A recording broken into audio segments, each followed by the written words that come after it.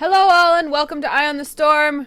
Really exciting week this week because we have our friend Suppy here with us. If you're like, what the heck am I watching? How did my computer get this way? What Hello, all, is and this welcome to Eye on the internet? Storm. Really exciting. This is Eye on the Storm.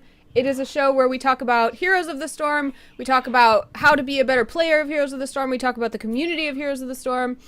And we do so on Misscliks, Gilly. Yes, so I'm Gillyweed. This is Anna. I don't even know if we introduced ourselves, but this is the Misscliks channel. We are all about uplifting and helping female game geeks and gamers and making it a safe space for gamers everywhere. And this is Eye on the Storm. Like Anna said, Anna and I started this show because we wanted to get into casting Heroes of the Storm, and we thought, hey, what better way than to share our experience with the fans, with the viewers, and learn more about the game by bringing on guest experts like the one we have here. Right, Suppy? Hey, what's up, everyone? Hello.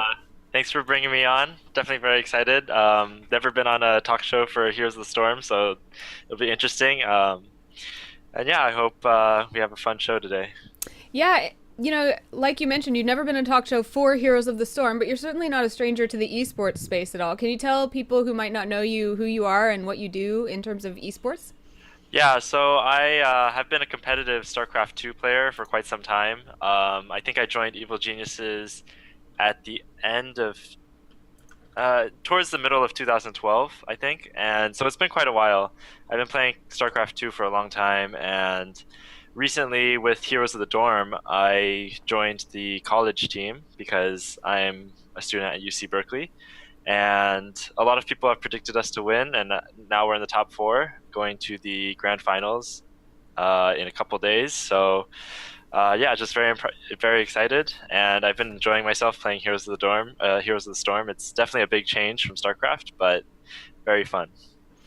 Yeah, and this week we're going to cover with Suppy talking about Heroes of the Dorm and kind of your experience, and then we're also going to talk about competitive gameplay in terms of, you know, the experience that Suppy's had being a pro gamer, some of the tips and tricks that he's picked up, some of the ways that he prepares for tournaments, because we are in a fairly young scene for Heroes of the Storm, and so we want to provide you with as much info as we can in terms of taking maybe what might be an amateur team, maybe you're playing in the Heroes Hype Amateur Series or something like that, and moving towards something where you're going to be a really competitive organization or player or something like that. So we'll cover that, but like I said, we first want to start with talking about Heroes of the Dorm.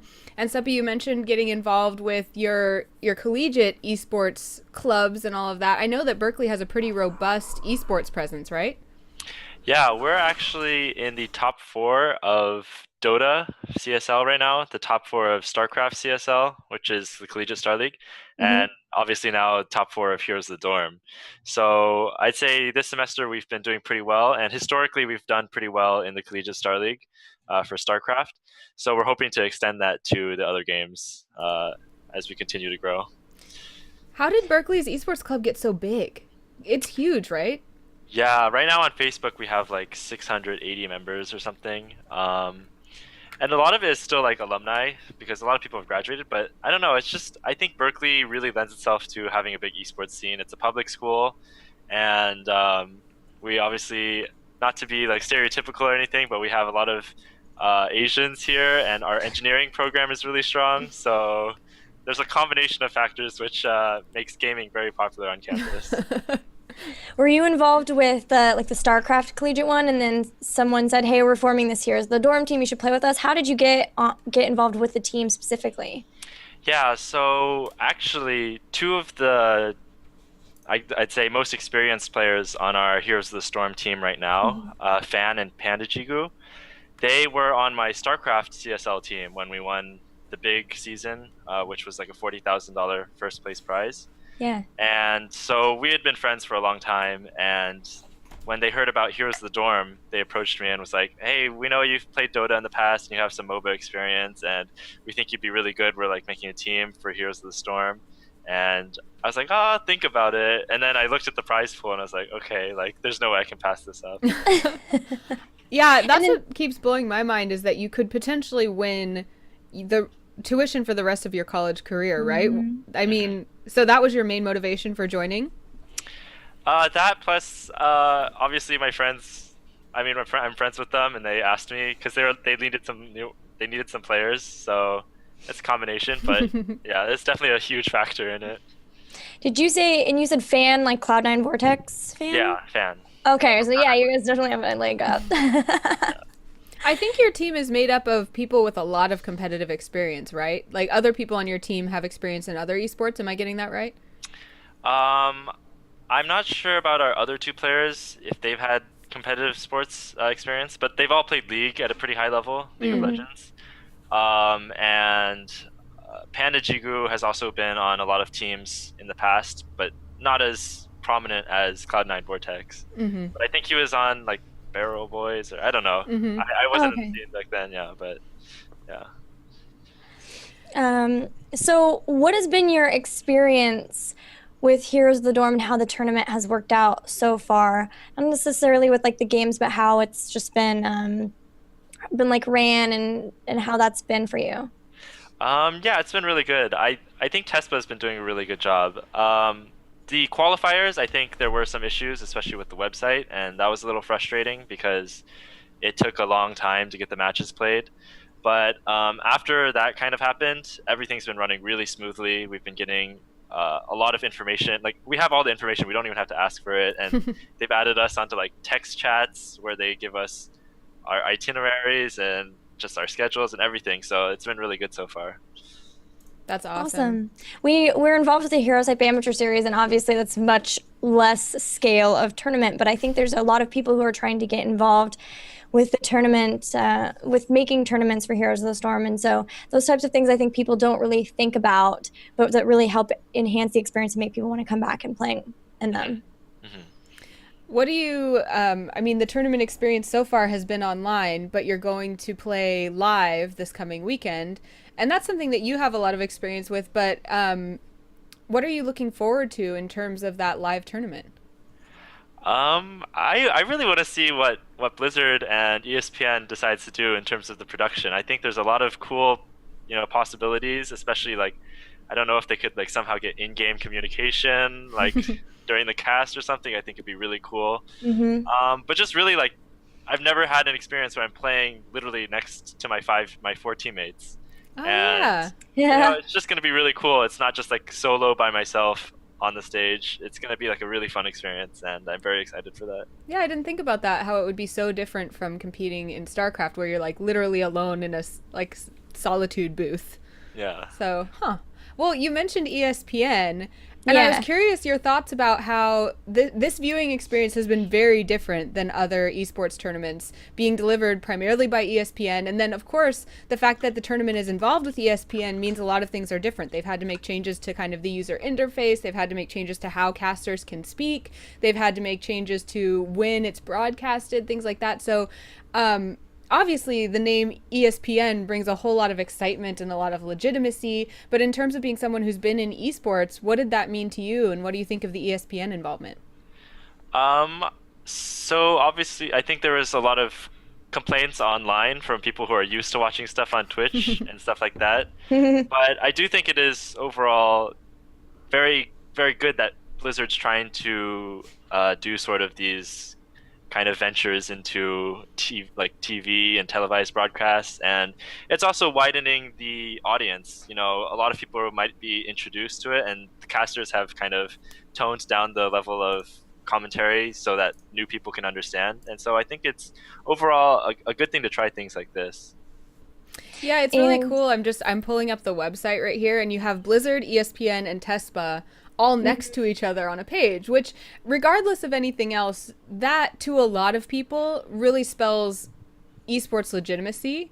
And I mean, we've had certain forays into TV broadcasts and things like that, but ESPN really is something that's saying, okay, this is a competitive sport enough that ESPN is willing to look at it. And who knows who initiated this, right? Whether ESPN came to Blizzard or Blizzard went to ESPN or whatever, but just kind of seeing all those things together, that's a cool accomplishment. And then, a whole separate thing is talking about which community is this serving? Is it serving the esports community that already exists, or is it serving a completely different new audience that we're trying to market esports to?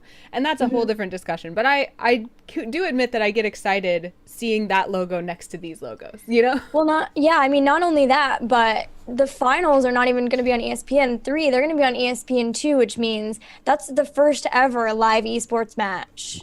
for ESPN2 and on mainstream cable. So that's huge, and it's awesome that it's our game, Heroes of the Storm. Like we can't help but be excited about that, even if we're like, oh, it's maybe catered to a different audience than maybe we're used to with the other tournaments. That's pretty cool.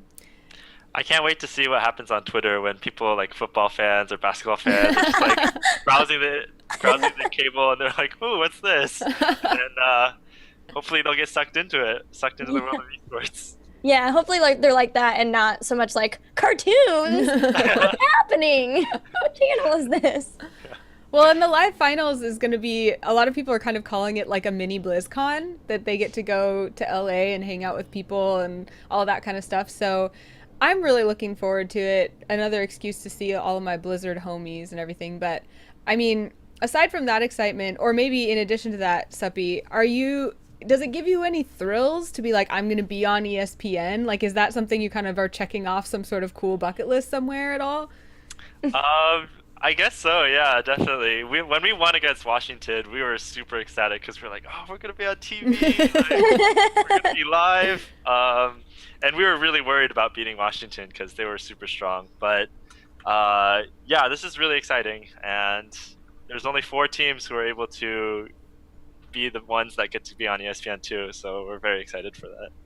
Yeah, speaking of Washington, I wanted to ask you a little bit about kind of your road to the finals. I know that you said Washington was your big hurdle that you guys were really worried about getting over. So can you tell us a little bit about your matches leading up to that and what the match against Washington was like? Because that match was really, really cool. Those games were fun to watch. Yeah, so I can't recall the qualifiers too much because there's a lot of games. But I believe there was like one team that was pretty good there that we faced. We faced San Jose State, I believe, and they were a very strong team. That was in the round of 64, I think. Round of 32, we played Kansas, and apparently they scrimmed Boston College, who's now in the top 4. Mm-hmm. So they were actually pretty decent as well, much better than we expected. I guess that was round. Shout outs to people from Kansas. yeah. And then I guess Washington was after that, I think. And that was definitely the toughest match. We prepared so much, but we had been hearing that they were practicing 9 hours a week. They had like taken a week off of work. Jeez. And whatever. And that's the same thing they did for CSL, because the StarCraft season that we won, they also had this boot camp, and they're just very, very dedicated. And I am very sad that they weren't able to make the top 4 as well with us, because I really feel like they deserve it. We're really good friends with all the Washington people. But yeah, I guess that was mainly our road, and I think we feel like up to this point Washington was our toughest competition. I personally feel like they were going to be the toughest competition the whole tournament. Mm-hmm. But definitely a few of my teammates are looking at Arizona State and saying those are going to be the ones that's going to be like the final hurdle. Yeah, I mean, how much did you guys cater your play to Washington? Because I noticed, if I'm recalling correctly, I watched a lot of matches, but didn't you deny ETC because Kawhi Rice is a really strong ETC? Like, how much was that directed toward Washington as a team, and how much of it was just getting what you wanted out of the game? Definitely we wanted to deny them some things. ETC, I think, if I recall correctly, I think that was on Cursed Hollow. And I think ETC is just overall a strong pick regardless. And the fact that Kawhi Rice likes to play it, it's just like an extra incentive to take that hero instead of somebody else. Yeah. Cool. But we had no idea they were going to run that crazy composition on Cursed Hollow. Dude, that was so cool. We were all freaking out about that. And it was the last game, wasn't it? There was that decision that you guys made to fall back and take a boss instead of immediately engaging in the space race that eventually kind of just won you the game. We were all just like, oh, the decision making, so good. Ah. Yeah, Fan is our shot caller, and he's definitely like the best shot caller we could ask for. Like, I can only list like 1 or 2 times that I felt like the call was wrong. A lot of times I feel like it's wrong, and then we do it and I'm like, oh my god, Fan's a genius. Like, we should have listened to him all along. Yeah, that was exactly what that play was like. We were all like, why are they doing this? This is so dumb. They could win. And then we were like, oh, you know way more about this game than we do. Like, you are omniscient. That was amazing. Is this match that you're talking about against Washington? Yeah, the one where they ran Asmodan and stuff. Yeah, we had a question about that in chat. Taza wanted to know what you guys were thinking, like in the picks phase when you saw that Asmodan. So we had analyzed their team league matches and whatever, like just to see what they're playing, and we had seen them run Asmodan, so we weren't really sure what they were doing, but we saw they had like some kind of push strategy, right? Yeah. So we didn't. I don't think we expected them to pick it there, but they really just wanted to punish the Illidan by just pushing super fast. And I don't know. I feel like going into mid game, their composition didn't really accomplish that much. So we were feeling very solid. But then towards the late game, it's just when they just started really pushing us super hard, and things got really crazy from there. And we really thought we lost the game once we lost like two keeps. Well, yeah, I mean, I hear a lot of people say like, okay, I feel fine until I lose a keep and then I start to panic. Yeah. And then it starts to snowball. Yeah, exactly. So our mindset was really just like, oh, just get to level 10 without like losing too many towers and then we'll win. We just thought it'd be like auto win from there, but obviously that wasn't the case. Yeah, Awesome. I'm pulling up the match now so you guys can check this out. But this is obviously not the full game. If you guys want to watch the full game, all of the VODs are actually on Heroes of the Storm YouTube. And I would highly recommend that one. In fact, I'll put the link in the chat here at some point when I don't have so many windows open. But I highly recommend watching that one. So, Suppy, this tournament's going to finish, but then this is part of this huge ramp up that is now, we know, going to culminate in the game actually launching on June 2nd. So I know that, like you said, you are a professional StarCraft player. Obviously, you're not focused on the Heroes of the Storm community, but what do you think of that launch date? Do you think it's just about the right time for this to be officially released? And are you going to be playing Heroes for fun, or what can we expect from you in terms of after launch?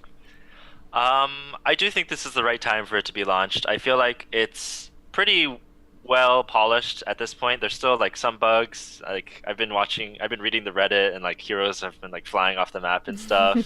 But overall, I feel like the game's a pretty good quality product, and it's been in beta for quite a while. So I don't know. It actually already has like a pretty decent player base. So it really is time to release it, I think, and just open it up to more people. I actually have a lot of friends in college who just got the beta keys, and they all like sent out the beta keys to all their friends and everybody. So like people are already getting excited about it, and yeah, I do think it's a really good time, especially summer. It's gonna be perfect for students who have summer break. For me, I'm not sure what I'm gonna continue doing in this scene. It really depends, I guess. If I could, if I find like some team or something that wants me, I would probably stick around and play. It's definitely a very fun game, and I enjoy playing it a lot. So regardless of what happens, I'll probably still play for fun, no matter what happens. I think we want to get into talking more about generally like competing and your thoughts on how to prepare for competing, especially since there's a lot of people who haven't done any sort of non-offline or non-online tournaments at this point. They're all online for Heroes, and so we definitely want to get your insight into that, as well as balancing, like you were talking about, especially since you're balancing 2 games and school, and that's just got to be crazy. But before we go into that, Anna, do you have any thoughts about this June 2nd launch before we switch topics? I'm really excited for launch. I think that, like Suppy said, like this has been a very robust development. We've gone through a long alpha and a long beta, and so in terms of the game being ready to play, I mean, it depends on what you consider ready. There are certainly always going to be some patches and fixes and things, but this is a finished game that people can play at this point. So I think it's just the right time for release, and I'm personally really excited as somebody who's involved in the community, because we've all been kind of holding our breath for this release, where we can say, okay, is this game going to be, what is it going to be? Is it going to be something that becomes a very big competitive sport? Is it going to be something that becomes a widely played casual game? Is it going to be something that has a certain amount of longevity? Is it something that's going to change a lot? So we have all these questions, and I think a lot of people and a lot of content creators have been really holding their breath and investing for so long that it's going to be a huge release during the release for us. I mean, what do you think? Do you feel the same way? So I'm definitely excited to have more people in to make sure that you can always find games and that the matchmaking is the way that it's supposed to be. I'll be the voice of devil's advocate slash like the voice of the people who are a little bit concerned. And the things that they are concerned about is there aren't, at least in terms of like other games of similar types, a ton of heroes in. I think a lot of people are kind of concerned about That's the number fair. of heroes and hoping that they really Blizzard really ramps up the number of heroes that they start releasing, because one a month seems scary for a game that they would like to see launch and hit the ground running as far as an esport. So I think number of heroes is one of the things we tend to see the same several heroes in compositions in esports. Other ones have been like matchmaking, but I really think that we just can't see how that's supposed to be until we get it open to the public, and then we really like figure out if it's working or not. And then like the reconnect timers as well, and getting reconnected back into games, since there is such uh, a punishment, I guess, or whatever, for people who do leave, which is totally understandable and good. We want that. There has to be a system that you can quickly get back into it if you do like lose your connection or something like that. So I think those have been the main concerns, Yeah. but we've still got about a month and a half to try to fix those as well. And I'm hoping that we'll hear more. There's going to be some like game designers at Heroes of the Dorm, and so I'm hoping we're going to hear more about like those three things too from them. But I'm really excited. Yeah, I think, that's, you're definitely right. And I'm hoping we've seen this. I don't know if you can call it an announcement. I don't know, but they've mentioned that people who come to the grand finals are going to get a hero and skin combo. And we've seen a leak of a certain hero. So in terms of more heroes, I'm hoping that we will see at least one during this grand finals. And I agree. I hope we're going to see a few more before game launch.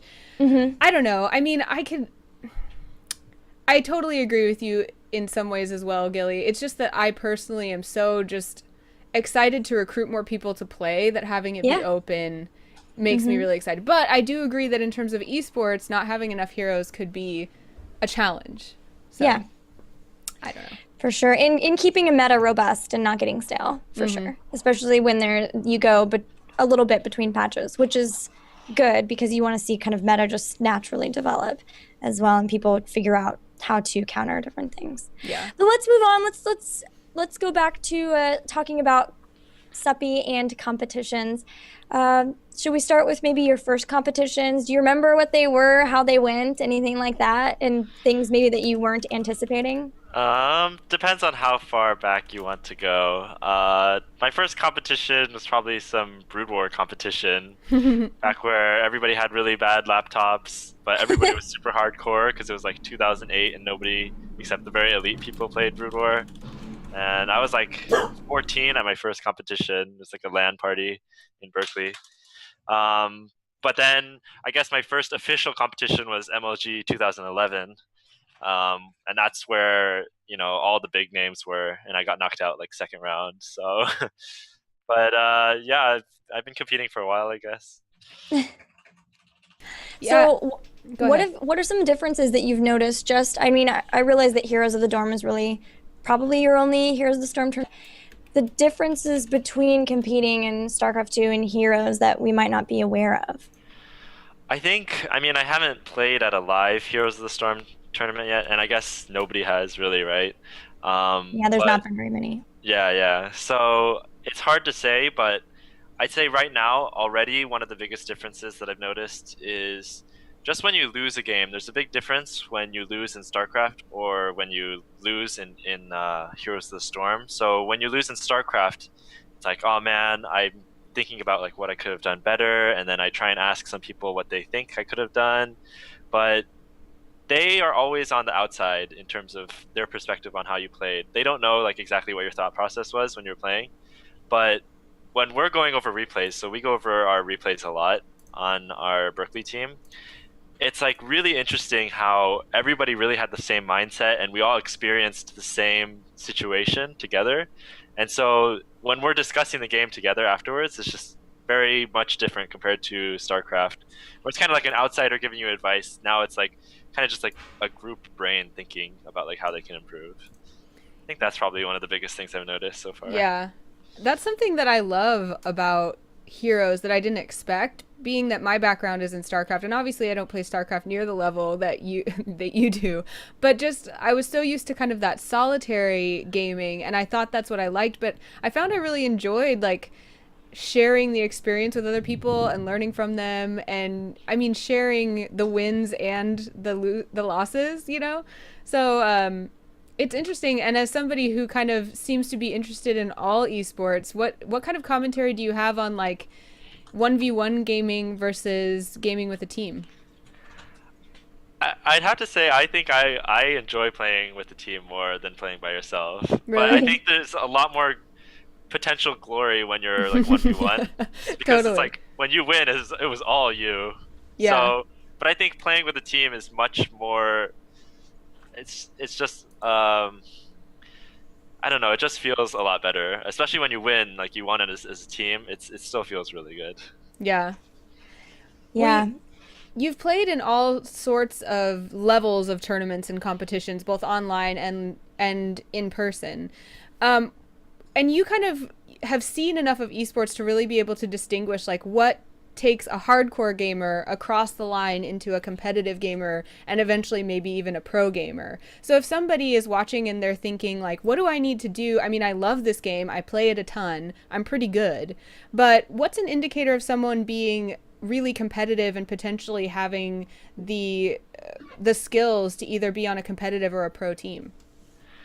I think um, the biggest thing is really just seeing your results. And like if you're a hardcore gamer, you can be very good, but you won't really be competitive until you start taking games off the top teams out there. And so for StarCraft, it was like, oh, when I was Grandmaster, I guess I was hardcore, but I wasn't really competitive until I started matching with like Idra and all those other top players, and sometimes taking games off of them. For Heroes of the Storm, I think it was kind of when we were going very evenly matched with like some good teams out there. Like we've hit Maelstrom on Team League, and we've hit Tempo Storm. Actually, we scrimmed a little bit with them, but that's when we kind of realized, like we actually have a pretty good chance. Cool. Well, I know that. Oh, go ahead, Gilly. I was just gonna say, um, what are some of the things that you might do to prepare for competitions? I mean, there's practice, but are there any other things you might do, like stretching or anything like that, to try to prepare yourself for being at the computer for long periods of time, especially like online tournaments or ones that are just all day? Yeah, so I mean, so the obvious first thing is you have to like be very well rested the night before, but it's actually Hmm. really tough because, for example, the day before we played Washington, you go to bed, but you don't really sleep because sometimes you're like thinking about the match and like thinking about what's going to happen. So I know a lot of us went to sleep a lot later than normal, even though we went to bed at the normal time. Hmm. Um, right before a match, I'd say the biggest thing that I personally like to do is I just drink a ton of water, and you just got to make sure you stay hydrated because I feel like people play a lot worse when they're not in their prime condition. Hmm. So that's like the main thing I tell most of my teammates. And like when we won CSL, I was just like, drink water before your match, blah blah blah. And sometimes when I'm in my room, I'll like do a little pump myself up, like I don't know, I'll just stand up and just go like this. I don't know. I need to find the Power Suppy GIF to show you stances. guys. Yeah, power I did stances. studies Yeah, on those. yeah. Did you guys watch the TED Talk on that? No, is there a TED I don't Talk? think I've watched that, but I've read stuff about it, and it's totally like standing. Like, yeah, there's like different power stances. I know Yeah, what you're yeah. talking about. Yeah, so it's like you stand in a power stance or you do some like kind of power move, and it like reduces your cortisol levels, which so that you're like not as stressed, and Huh. also it boosts your confidence, so you're like more confident going into the match. So sometimes I'll do that, but like I don't know if you're gonna see any of that like at the live stage. You should just walk on, just be like, Yeah. I have to do my power stance. I want to know though, you talked about drinking a lot of water. Does that ever backfire where then you're like playing a long match, you're like, crap, I really have to pee? Or does it not really, you're just not even thinking about that until the game's over? I don't. I feel like you don't really notice it like when you're playing in the game, and then the game finishes, and you're like, oh my god. Yeah. I think that's how I feel about it. That's good. I'm glad that doesn't backfire. Hmm. I'm showing Suppy's power stance GIF on Showcase. Oh my goodness. I know what you're talking about. I can't find one without writing on it, but yeah, I encourage you to Google Suppy dance GIF and enjoy. Uh, that's really cool. So I had never heard anyone mention drinking water as a prep thing. I've heard people who say they don't eat before tournaments, and then I've heard people say that they really need to make sure to eat really well before tournaments. So I guess it sounds like you just need to do everything that makes your brain feel the most alert, right? Hmm. You definitely can't eat like too much right before. Like I would try and eat like 2 hours before at least, if possible. So it's gonna be a little tough this weekend because we looked at the schedule, and if our games go kind of long, our lunch break, our dinner break, if we make it to the grand finals, might be kind of short. But hopefully we'll just have like a light snack and then be ready to go. Cool. Yeah, you could always have like power bars or something that will keep you from like not being hungry or whatever, but will at least not mess with you too much or be really heavy. Well, I know, Seppi, you're actually studying to become a doctor, right? That's still your plan? Yeah, I'm actually going to be applying in like a month, less than a month. For med school? Yeah, for med school. A month and a half, yeah. Oh, that's so exciting. And this is tangential to that, but does your Heroes of the Dorm prize apply to grad school? I actually haven't asked. That would be but the first thing I asked. I'd have to see, yeah. It does say college tuition, so I'm not sure if they do make a distinction there, but yeah, I'll clarify this weekend. Yeah. Thanks for bringing that up. Are you're a senior right now, right? Then? So I took a year off, so I'm actually only a junior right now. Well, that's But the thing good. is- You get your money's worth out of Heroes of the yeah, Dorm yeah, if you exactly. win. Yeah. Well, the reason I was asking, sorry, Gilly, just the reason I was asking Yeah, go about ahead. being a doctor was because a lot of players do just whatever feels right for them. But do you feel like you have any insights, whether it's physical or mental or even emotional, just being someone who is really interested in health, that's a little more scientific that you can share with pro gamers? Like you mentioned cortisol levels, I think. I was Googling your GIF, so I wasn't really listening. But but is there anything else more specific like that from Dr. Seppi that you can share? Well, I'd say being in stressful situations is always helpful.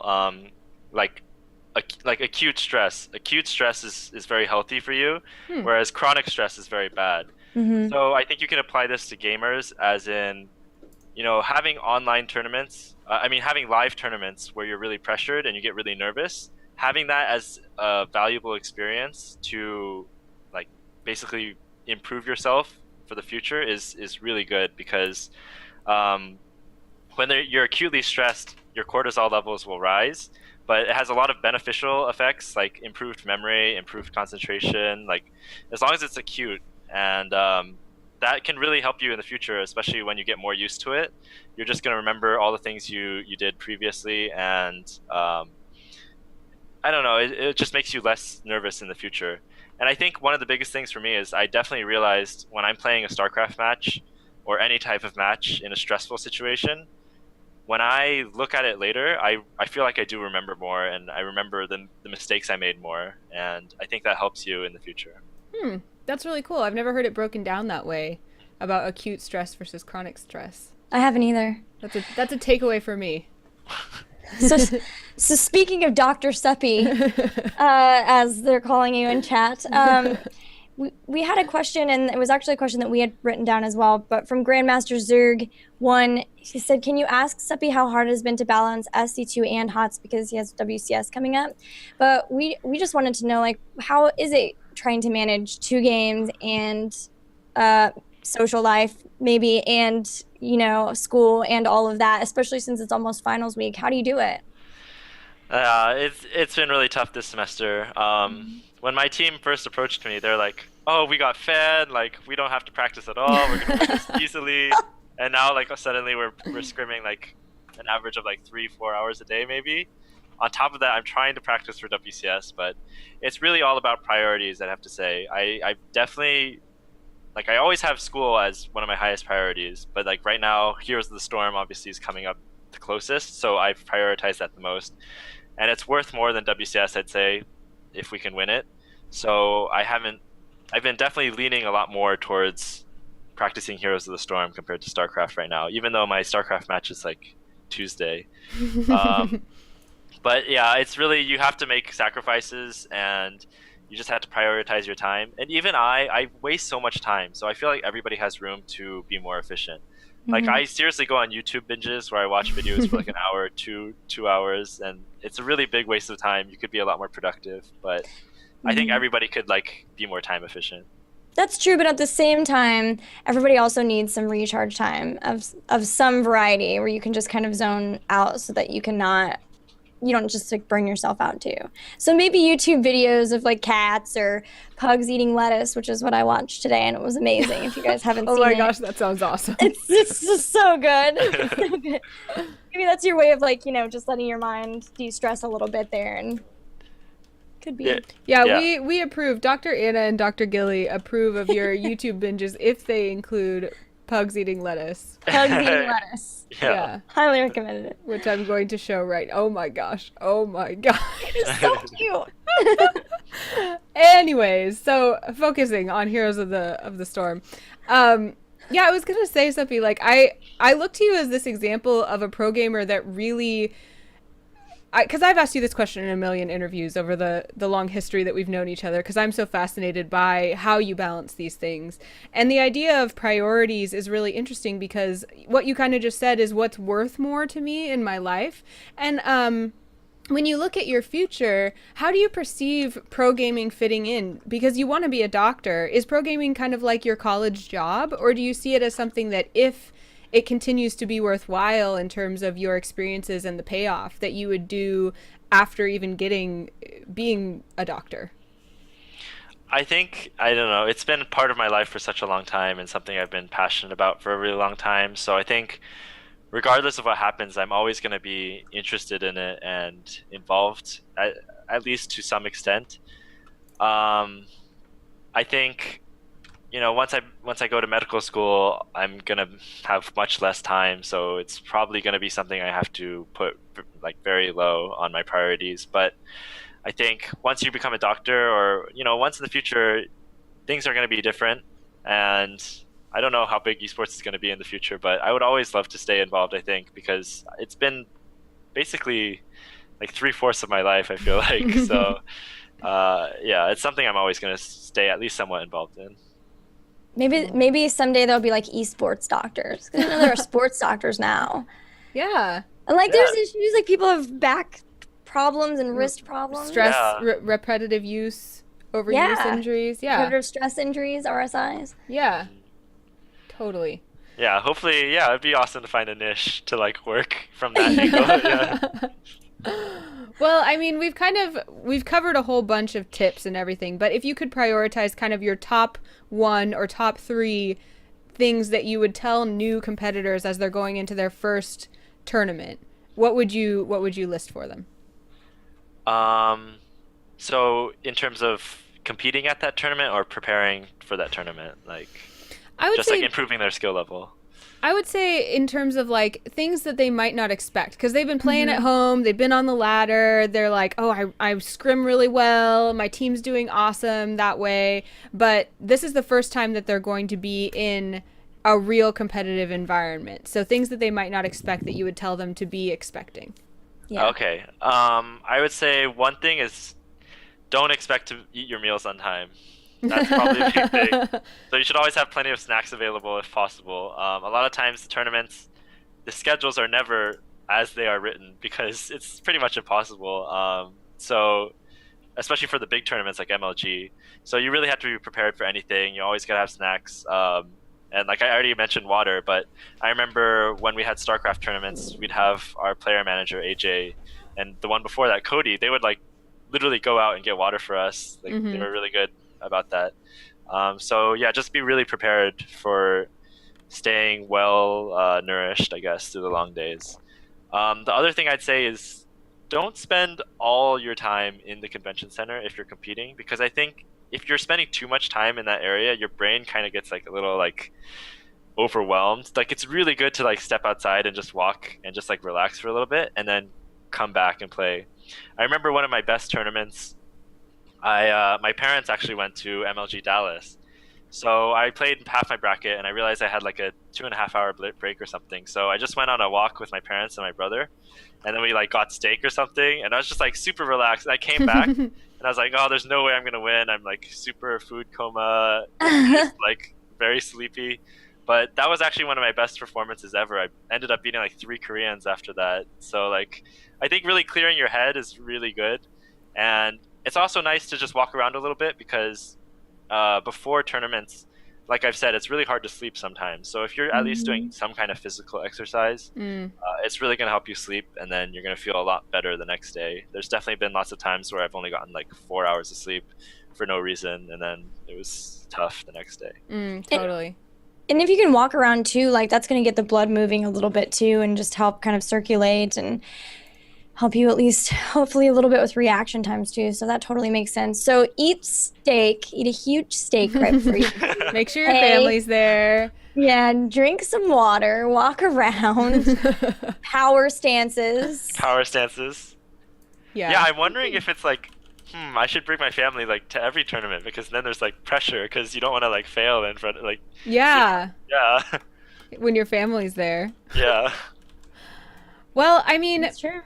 I know that you have team practice tonight, so you have that practice at 8:30. So we have time to play a quick match with you, or to do some Q&A, or to let you go so that you can have some time to watch that pug eating lettuce before your practice. Which do you prefer?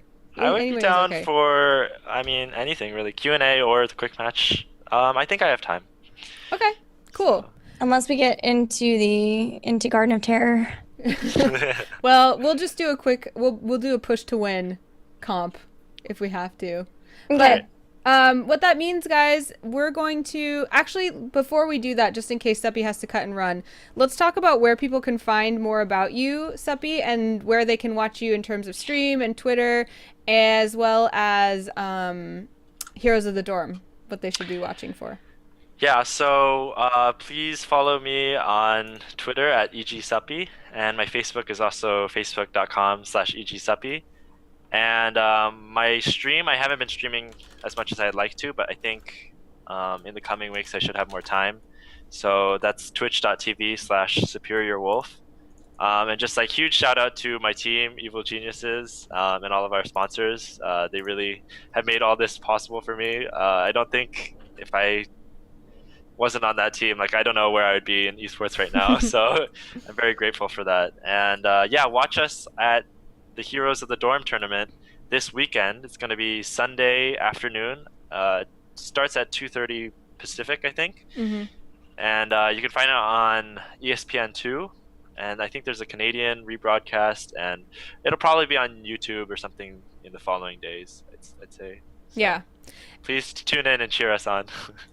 And Gilly and I will both be there. So if you're in the LA area or think you could get there, we highly recommend that you come on over and cheer Suppy on, say hello to us, and hopefully we'll see you there.